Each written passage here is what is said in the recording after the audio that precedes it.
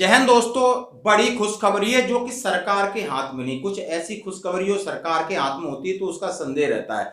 मैं बात करूंगा 50% डीए की, मैं बात करूंगा 8वें वेतन आयोग की, मैं बात करूंगा 2024 में होने वाले जनरल इलेक्शन की, मैं बात करूंगा 2024 में एक और वन रैंक वन पेंशन का संशोधन होने की। यानी आपको चार चीजें 2024 में आपको फेस करनी है, बिल्कुल ध्यान रहे। मैं एक बात 50% डीए की भी करूंगा, आखिर ये कब तक हो जाएगा और इससे सीधा सीधा केंद्रीय कर्मचारी हैं, फौजी हैं, रिटायरीज हैं, क्या उन्हें फायदा मिलेगा। यदि 8वां वेतन आयोग का गठन का अनाउंसमेंट होगा, क्या गठन जैसे कि कब से लागू इफेक्टिव है, 1 जनवरी 2026 से, और 26 से पहले 2024 में यानी 2023 में इसकी अनाउंसमेंट होना चाहिए था, लेकिन 2024 में चुनाव के टाइम पे इसकी घोषणा होगी, कुछ न कुछ होगा, आप जरूर देखते रहना। और तीसरी बात करूंगा वन रैंक वन पेंशन 3, हाँ जी 3 जो जुलाई 2024 से इफेक्टिव है। आखिर इनके ऊपर सरकार क्या सोच रही है, क्या इनका चुनावी फायदा उठाएगी। कुछ ऐसी चीजें होती हैं जो सरकार को कुछ किए बिना उसका क्रेडिट मिल जाए तो सरकार उसके पीछे ज्यादा भागती है, क्योंकि सरकार कहीं ना कहीं फाइनेंस को लेकर फंसी हुई है, ये हम सभी जानते हैं, इसलिए बहुत सारे हमारे फैसले उनको डिनाई करती है। आइए बोर्ड पे थोड़ा सा इसके बारे में बात करते हैं। जैसे मैंने डीए डीआर 50% की बात करी और आज वर्तमान में 46 हो गया है, तो हम संभवतः लगा सकते हैं आज हम 2 महीने की बात करूं तो 48 हो गया है। यानी आज कब तक का आंकड़ा, ये जुलाई और अगस्त का आंकड़ा 48% पे खड़ा है। अभी आप जाइए सितंबर, अक्टूबर, नवंबर, दिसंबर, 2 भी बढ़ता है तो आपका डीए 1 जनवरी 2024 में एआईसीपीएन के आंकड़े 50% तक पहुंचा देंगे। ये बात क्लियर है। इसी तरीके से महंगाई चल रही है। अब इसकी घोषणा मिड मार्च 2024 में होगी, जब तक शायद चुनाव की आचार संहिता लग सकती है।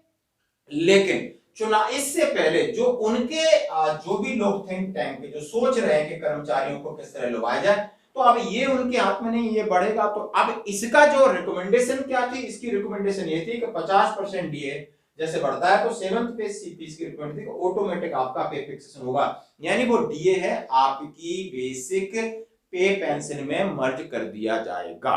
अब मर्ज कर दिया जाएगा तो सपोज करो आपकी बेसिक पे टोटल मिला के 40,000 है, 50% आपका डी बनता है तो आपका सीधा बेसिक 60,000 पे चला जाएगा, 60K पे चला जाएगा। और इसके ऊपर जब डीए की बढ़ोतरी 2, 4, 5% होती तो उसका एक फायदा होता है।